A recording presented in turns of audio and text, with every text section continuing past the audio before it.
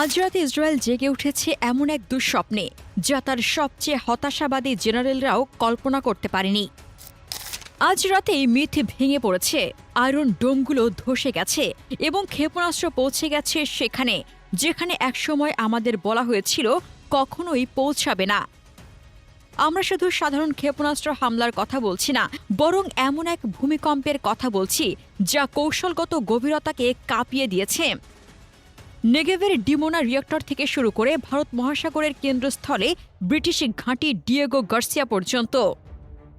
এই ভিডিওতে আমরা আপনাদের সাথে লুকোনো সত্য উন্মোচন করব। আমরা বলবো সেই অর্ধটন ওজনের ক্ষেপণাস্ত্রের কথা যা পুরো মহল্লা গুড়িয়ে দিয়েছে এবং আরশ আত্মঘাতী ড্রোন বিমানের কথা যা বেন গুরিয়ন বিমানবন্দর বন্ধ করে দিয়েছে। ইসরায়েলি বিমান বাহিনীর কমান্ডারদের ইয়েদিয়ত আহরনত পত্রিকায় দেওয়া স্বীকারোক্তির ভিত্তিতে তৈরি। তারা বলছে সব ধরনের আকাশ প্রতিরক্ষা ব্যবস্থা ভয়াবহ ব্যর্থতা ঘটেছে। আপনি কি কল্পনা করতে পারেন ৪৫০ কেজি ওজনের ওয়ারহেডযুক্ত ব্যালিস্টিক ক্ষেপণাস্ত্র, প্রতিটি ক্ষেপণাস্ত্রে প্রায় আধা টন বিস্ফোরক? এসব সাধারণ ক্ষেপণাস্ত্র ছিল না, এগুলো ছিল মৃত্যুর ক্লাস্টার বোমা। প্রতিটি ক্ষেপণাস্ত্র আকাশে বিস্ফোরিত হয়ে ৮০টি ছোট বোমায় বিভক্ত হয়ে ভূমিতে ধ্বংস বর্ষণ করেছে। আরাদ ও ডিমোনায় এসব ক্ষেপণাস্ত্র আঘাত হেনে প্রতিটি আঘাতে ১০টি ভবন মাটির সঙ্গে মিশিয়ে দিয়েছে। ইসরায়েলি স্বাস্থ্য মন্ত্রণালয় জানিয়েছে ভয়াবহ চিত্র। এই সংঘর্ষের শুরু থেকে এখন পর্যন্ত ৪,০০০-এর বেশি আহত, আর গত কয়েক ঘণ্টায় শত শত মানুষ নিহত ও আহত হয়েছে। ইসরায়েলি বিমান বাহিনীর এক সিনিয়র কর্মকর্তা সরাসরি বলেছেন, এই মুহূর্তে প্রতিরক্ষা ব্যর্থতার কারণ নিয়ে কথা বলা বোকামি, কারণ আমরা বিনামূল্যে তথ্য দিতে চাই না। ইরান আমাদের দুর্বলতা সম্পর্কে অবগত, কিন্তু সত্য সরকারি বিবৃতির আড়ালে লুকিয়ে রাখা যায় না। দক্ষিণের হাসপাতালগুলো, বিশেষ করে সোরোকা হাসপাতাল, আহতদের ভিড়ে উপচে পড়েছে। যদি হোম ফ্রন্ট কমান্ডারদের নির্দেশ মেনে চলা এবং শক্তিশালী বাংকারের আশ্রয় নেওয়া না হতো, তাহলে আজ মৃতের সংখ্যা হাজারে ছাড়িয়ে যেত। ডিমোনার দিকে যখন সবার দৃষ্টি ছিল, তখন আকাশে আরেক ধরনের হুমকি ভেসে বেড়াচ্ছিল। ইরানের সেনাবাহিনীর মুখপাত্র প্রথমবারের মতো উন্নত আরশিন ড্রোন ব্যবহারের ঘোষণা দেন, যা সরাসরি তেল আবিবের বেন গুরিয়ন বিমানবন্দরে হামলা চালায়। আরশ কি? এটি এমন একটি বিমান যা সর্বাধুনিক রাডার ভেদ করে ২০০০ কিলোমিটারেরও বেশি দূরের শহরে স্থল প্রতিরক্ষা ব্যবস্থাতে আঘাত করতে পারে। এই ড্রোনগুলো বিমানবন্দরের কেন্দ্রস্থলে আছড়ে পড়ে সেটিকে ধ্বংসস্তূপে পরিণত করেছে। এই হামলার সঙ্গে ছিল ফাত্তাহ-1 এবং ফাত্তাহ-2 হাইপারসনিক ক্ষেপণাস্ত্রের বর্ষণ, যা প্রতিরোধ করা প্রায় অসম্ভব। ভাবুন তেল আবিবের আতঙ্ক, বাসিন্দারা চারিদিকে পালাচ্ছে, সাইরেনে বেজে উঠেছে বিশাল এলাকা জুড়ে, আর কোনো নিরাপদ স্থান অবশিষ্ট নেই। আকাশ পরিণত হয়েছে যুদ্ধক্ষেত্রে। অধিকৃত ভূখণ্ড এখন আগুনের স্তূপে পরিণত হয়েছে এবং দখলদার শক্তি এখন বুঝতে পারছে খেলার নিয়ম পুরোপুরি বদলে গেছে। চোখের বদলে চোখ, দাঁতের বদলে দাঁত, এটাই আজ তেহরানের স্লোগান। এবার আসি সেই খবরে যা বড় বড় রাজধানীগুলোকে নাড়িয়ে দিয়েছে। আপনি যদি মনে করেন এই সংঘাত কেবল সীমিত এলাকায় সীমাবদ্ধ, তাহলে আপনি ভুল। ইরান এমন একটি হামলা চালিয়েছে যা সব দিক থেকে সামরিক বিস্ময় হিসেবে বিবেচিত। ভারত মহাসাগরের ডিয়েগো গার্সিয়ায় অবস্থিত ব্রিটিশ ঘাঁটিতে। আপনি কি বুঝতে পারছেন এর অর্থ কি? এই ঘাঁটি ইরান থেকে প্রায় ৪,০০০ কিলোমিটার দূরে। সেখানে নির্ভুল ক্ষেপণাস্ত্র আঘাত হানা মানে এখন আমেরিকা ও ব্রিটেনের সব ঘাঁটি নজরদারির আওতায়। অ্যাক্সিওস গোয়েন্দা ওয়েবসাইট জানিয়েছে, ট্রাম্প প্রশাসনের সূত্র অনুযায়ী হোয়াইট হাউসে সম্পূর্ণ হতবাক অবস্থা।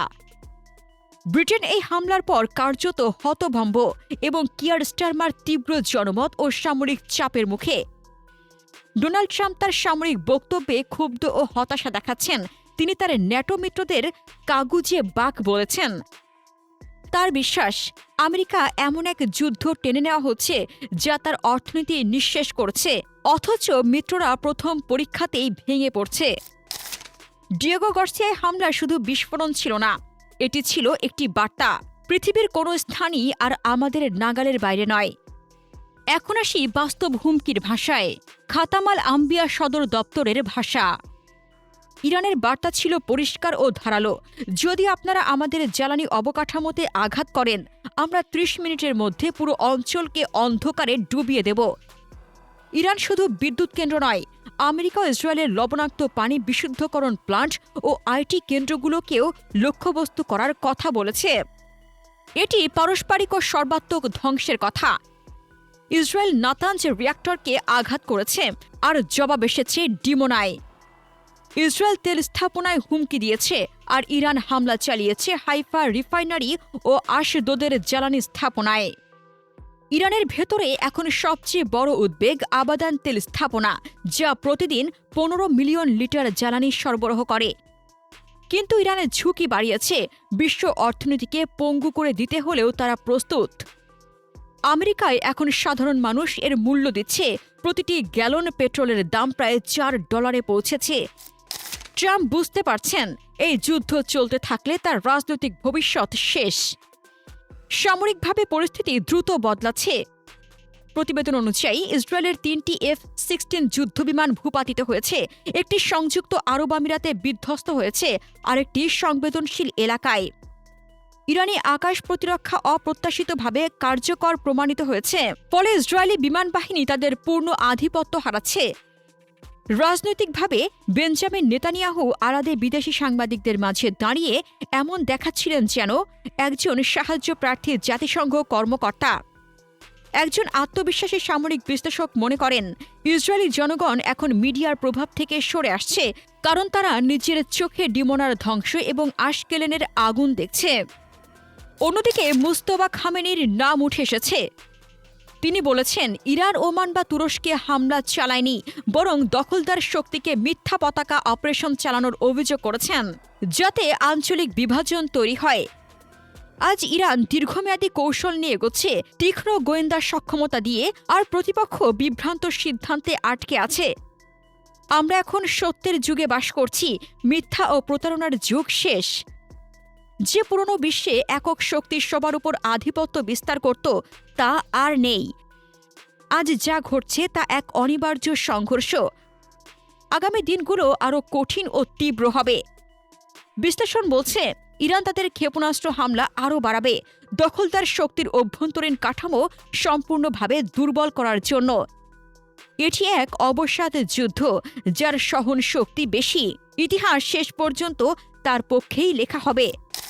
স্যাটেলাইট চিত্র চিহ্নিত করছে, বেন আমি ঘাঁটি এবং নেগেভের গুরুত্বপূর্ণ স্থাপনাগুলোর ধ্বংস অনুমানের চেয়েও বেশি। এটি আর শুধু সীমান্তের কোনো সীমিত সংঘর্ষ নয়, বরং এক নতুন যুগের যুদ্ধ, যেখানে আকাশ প্রতিরক্ষা ভেঙে পড়ছে, দূরত্ব আর নিরাপত্তা দিচ্ছে না, এবং যুদ্ধের বিস্তার হাজার হাজার কিলোমিটার অতিক্রম করে মধ্যপ্রাচ্য থেকে ভারত মহাসাগর পর্যন্ত ছড়িয়ে পড়ছে। এই সংঘাত স্পষ্ট করে দিয়েছে যে আধুনিক বিশ্বে ক্ষমতার সংজ্ঞা বদলে গেছে। শুধু প্রযুক্তি বা উন্নত অস্ত্র নয়, বরং কৌশলগত পরিকল্পনা, ধৈর্য এবং সঠিক সময়ে সঠিক আঘাত হানার সক্ষমতাই এখন সবচেয়ে বড় শক্তি।